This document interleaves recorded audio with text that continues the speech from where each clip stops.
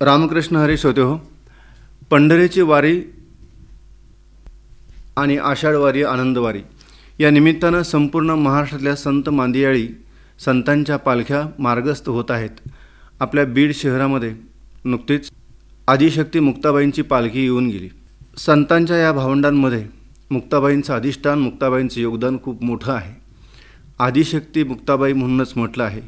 पंढरीची वारी आहे माझ्या घरी अनेक न करी तीर्थव्रत या उक्तीप्रमाणे त्र्यंबकेश्वरचे निवृत्तीनाथ, आळंदीचे संत ज्ञानेश्वर माऊली आणि सासवडचे सोपान काका आणि तापीतीर मुक्ताईनगर इथल्या आदिशक्ती मुक्ताबाई या भावंडांमध्ये मुक्ताबाईंचं अधिष्ठान खूप मोठं आहे.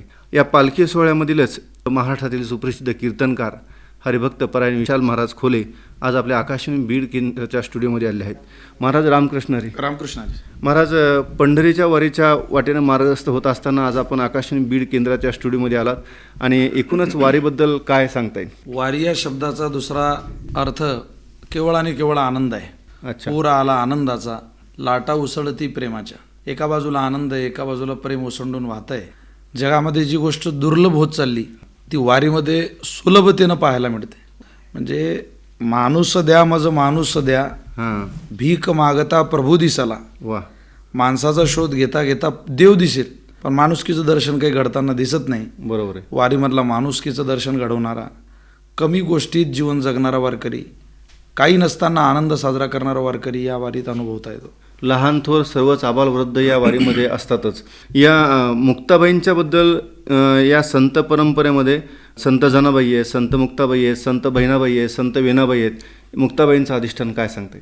आदिशक्ती मुक्ताबाई या श्री संतामध्ये, सकल संतामध्ये वरिष्ठ संत म्हणून गणल्या गेल्या, मानल्या गेल्या. त्याचं कारण आहे, विश्वातली पहिली चळवळ मुक्ताबाईंनी राबवली. म्हणजे ज्ञान लोपलेलं होतं. कुठे लोपलेलं होतं? ते गुरु शिष्य परंपरेत लोपलेलं होतं. हां, ते जातीयतेत लोपलेलं होतं. बरं. ते लोपलेलं ज्ञान मुक्ताबाईंनी बाहेर काढण्याचं काम केलं आणि त्याला खुला मार्ग दिला. सर्वसामान्यांपर्यंत ते ज्ञान पोहोचवलं, मुक्त केलं. ते ज्ञान बंदिस्तातून मुक्त केलेल्या ज्ञानाचं माध्यम मुक्ताबाईंनी ज्ञानोबारांना निवडलं. ताटीच्या अभंगाचा उपदेश विश्वमौली ज्ञानोबारांना केला आणि सांगितलं, ज्ञानदेवा तुम्ही तरुणी विश्वतारा. आपला अवतार काही स्वतःच्या कल्याणाकरता झाला नाही, आपण जगदोद्धाराकरता अवताराला आलात. आपण जगदोद्धार करायचं माध्यम पुढे घेऊन जा. तुम्ही तरुणी विश्वतारा, ताटी उघडा ज्ञानेश्वरा. ताटी उघडा, ती ताटी ज्ञानाची होती. ती ताटी काही झोपडीची ताटी नव्हती, ती विवेकाची होती, वैराग्याची होती, प्रेमाची होती, अध्यात्माची होती. अध्यात्मात साहित्य शोभून दिसणाऱ्या ग्रंथ परंपरेची ताटी मुक्ताबाईंनी उघडली. त्यामुळं सगळ्या संतांनी मान्य केलं की मुक्ताबाई या सकलात वरिष्ठ आहे. आणि मुंगी उडाली आकाशी तिने गिळले सूर्याशी, हा तर एक प्रचलित असा अभंग भक्तिरचना मुक्ताबाईंची आहे. काय मुक्ताबाईंबद्दल काय सांग? आदिशक्ती मुक्ताबाईंचं वाङ्मय थोडं आहे, पण जगविख्यात आहे. उंच कोटीचं वाङ्मय आहे. जे वाङ्मय शक्यतो कळतच नाही, ते कळून घेण्याचा प्रयत्नही करू नये. त्या वाङ्मयाला नमस्कार करणं आणि पुढं चालणं ही आपली सगळ्यांची कुवत आहे. आणि मला असं वाटतं, निवृत्तीनाथ महाराज म्हणतात, ऐकावा तो अर्थ मुक्ताईच्या मुखी. ज्या वेळेला जगातलं सगळं तत्त्वज्ञानाची दारं बंद होतात, त्यावेळेला मुक्ताबाईचं दार उघडतं. ऐकायचं असेल तर मुक्ताबाईच्या मुखातून ऐकावं, इतरत्र कुठेही काही ऐकण्याचा प्रयत्न करू नये. त्यामुळं मुक्ताबाईच्या अभंगावर खूप सारं चिंतन आपल्या पूर्वजांनी केलेलं आहे. अभंग थोडे जरी असले तरी ते पराकोटीचं मार्गदर्शन करणारे श्री संतांमधले आईसाहेबांचे अभंग आहेत. महाराज, आता या वारकरी संप्रदायामध्ये तर सर्वच संत महंत ज्ञानी पुरुष आहेत. एक आपण या वारकरी संप्रदायात कधी आला तर काय यावं वाटलं?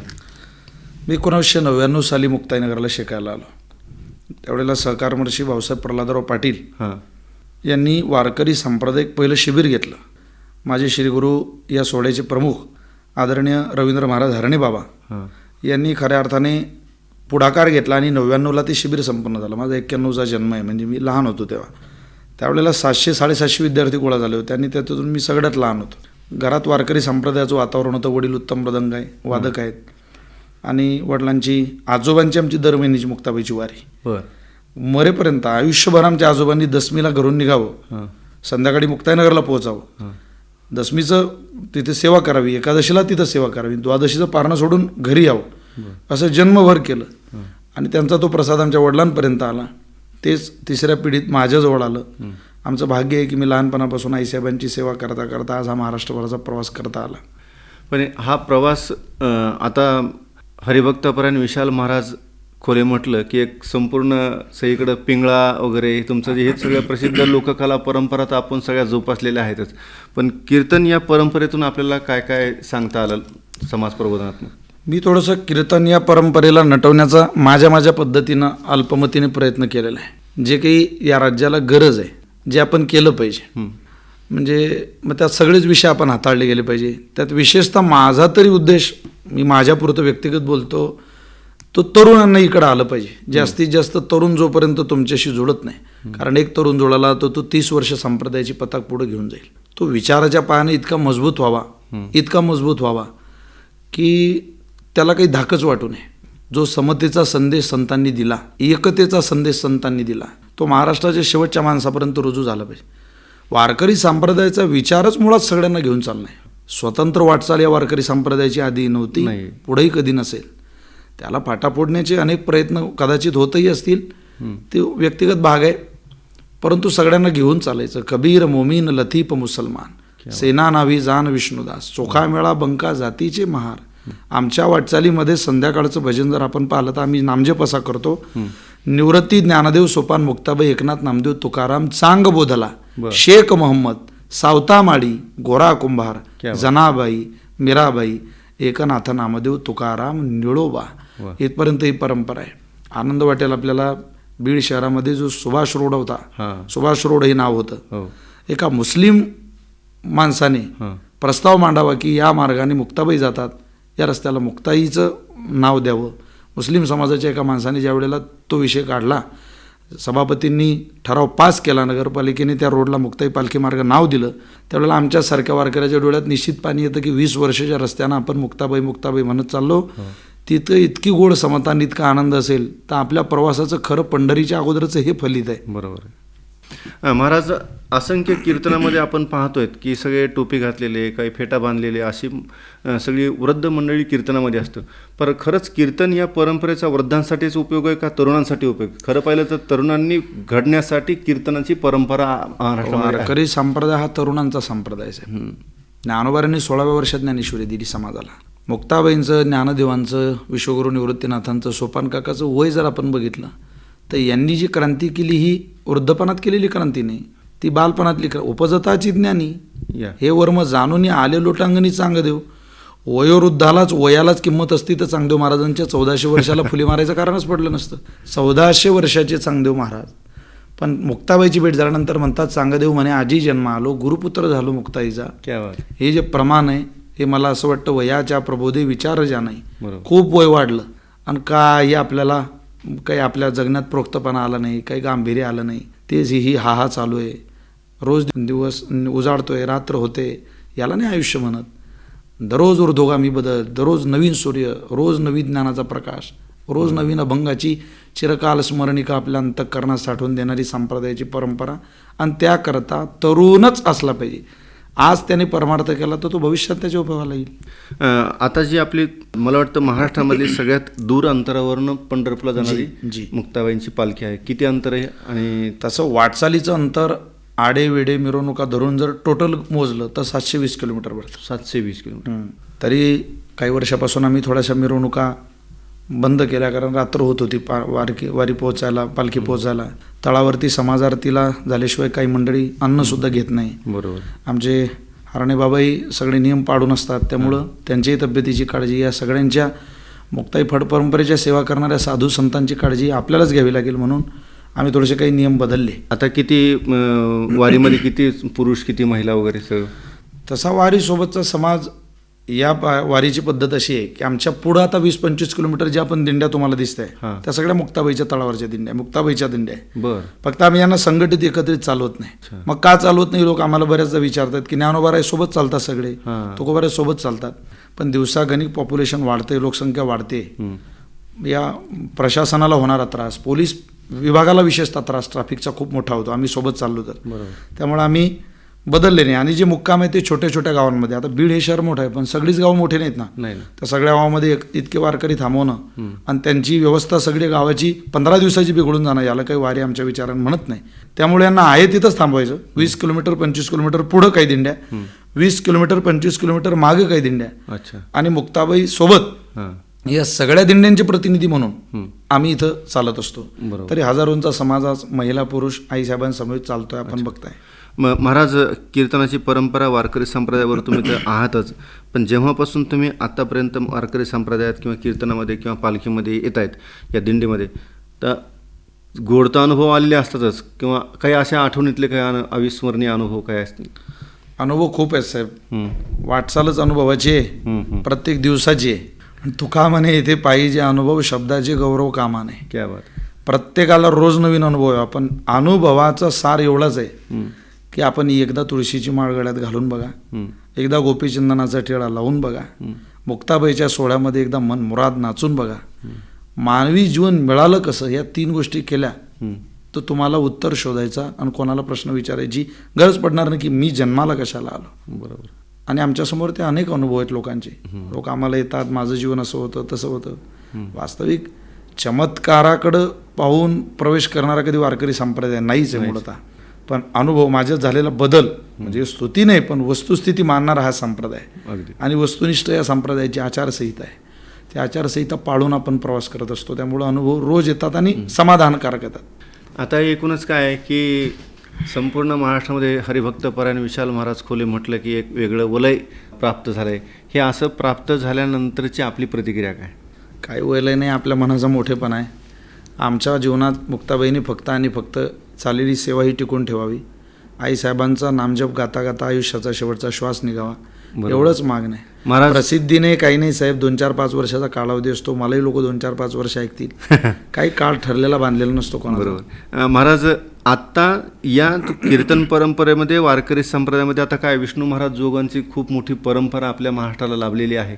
या परंपरेमध्ये अधिकाधिक युवकांनी सहभागी व्हावं यासाठी काय सांगता? मी आपल्याला एवढंच सांगेल, स्वानंद सुखनिवासी गुरुनामगुरु सद्गुरू जोग महाराज यांनी वारकरी शिक्षण संस्थेची स्थापना केली. जोग महाराज हे मुक्ताबाईचे निष्ठावंत वारकरी होते. बरोबर. संस्थेने जे जोग महाराजांचं चरित्र प्रकाशित केलं त्यात हा उल्लेख केलेला आहे की महाशिवरात्रीच्या वारीला सद्गुरू जोग महाराज हे मुक्ताईनगरला येत होते. तत्कालीन येदलाबाद नाव होतं, ते येदलाबाद आहे साहित्यामध्ये.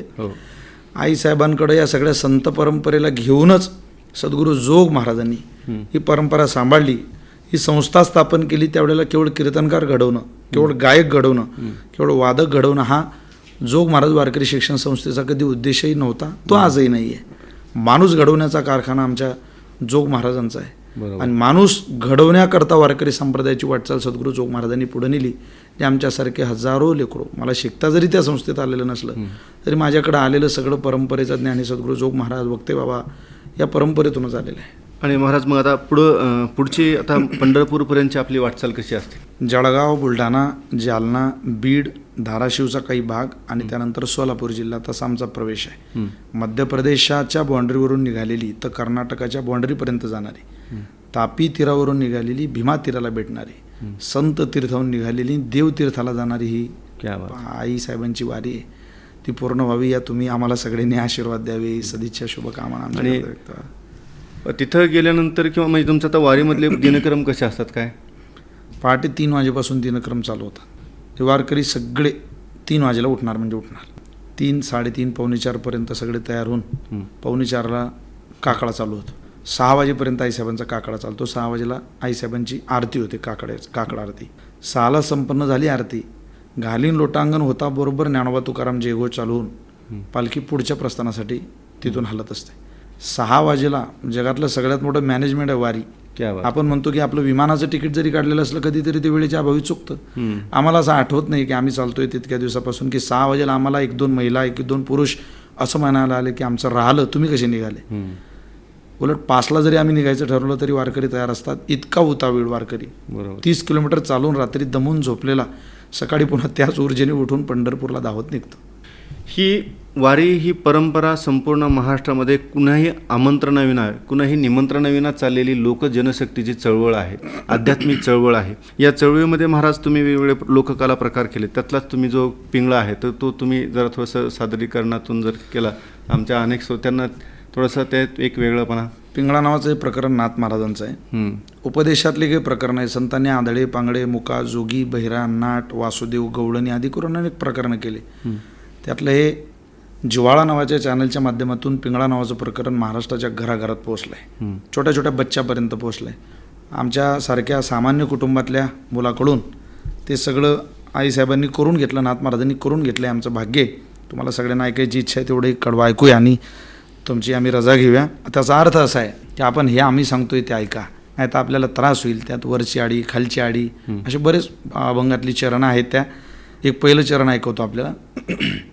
वरल्या आडीला तुम्ही सावध राहावे, वरल्या आडीला पाटील बुवाला मग लावू नसवे, पाटील बुवाला पाटील बुवाला मग सावध व्हावे, पाटील बुवाला चित्ती हे जरी नाही काल तरी दुसरा येईल, हे जरी नाही काल सरते शेवटी बा काळ बांधून नेईल, सरते शेवटी बा काळ बांधून नेईल.